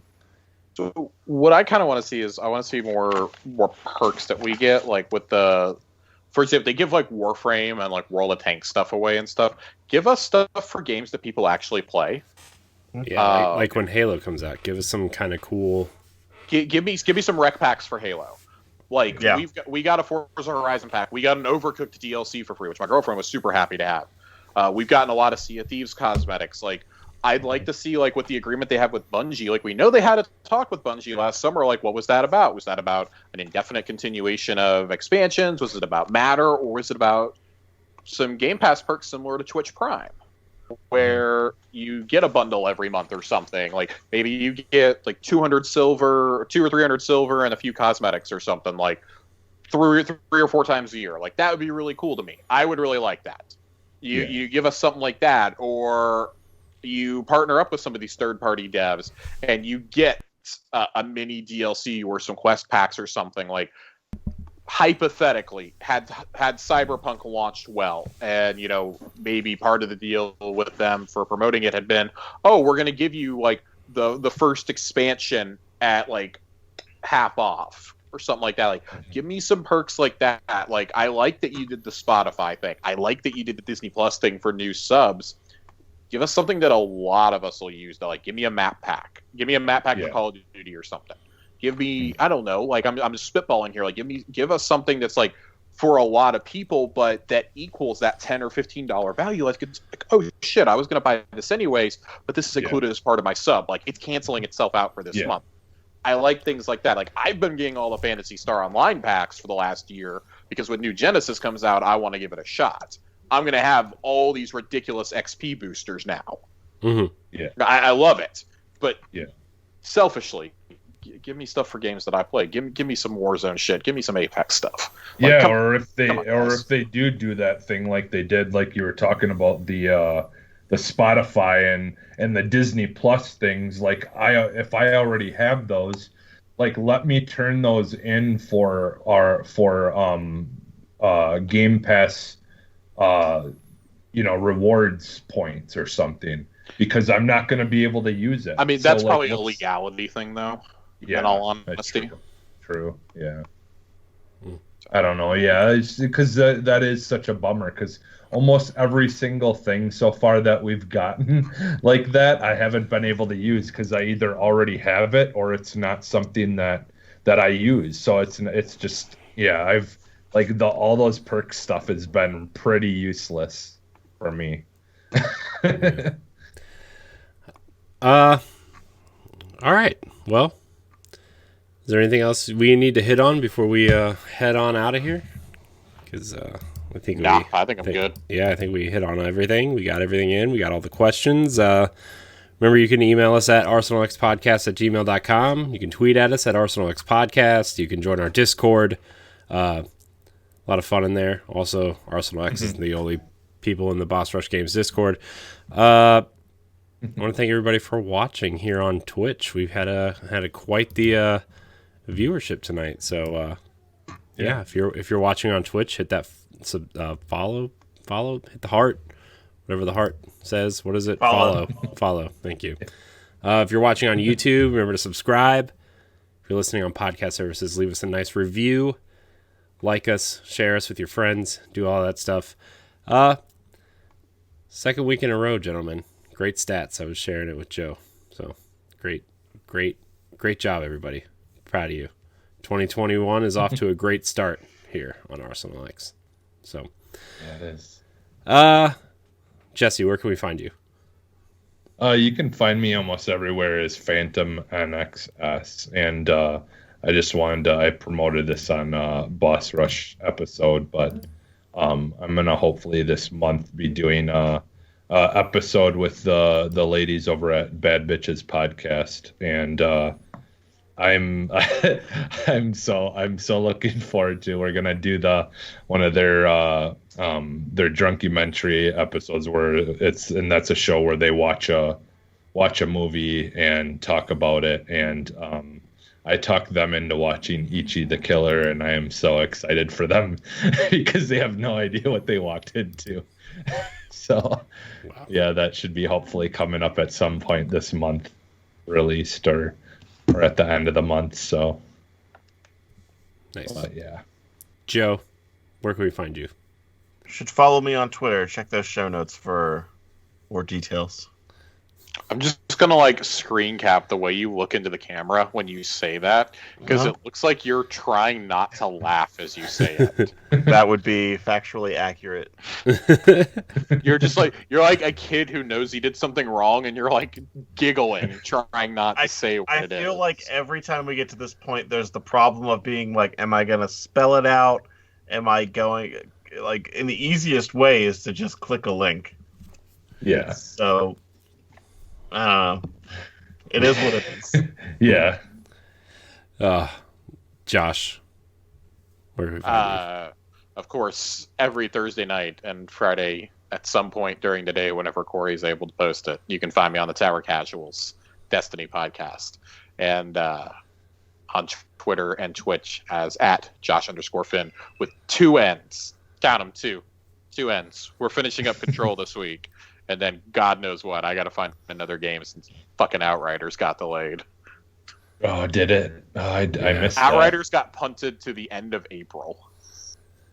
Yeah. Okay. So the delays are happening, folks. They Yeah. are. Yeah. I mean, I think we kind of expected that. Yeah. But So you can find me at I am Corey HD on Twitter and Instagram. You can find me on various shows like the Boss Rush podcast and Tower Casuals with Josh. You can find all of our content on the Boss Rush Network at bossrushgames.com and on our YouTube channel. Like, subscribe, share, rate, and review, and follow wherever you consume this show. Thank you guys so much for watching. Until next week, we love you. Goodbye.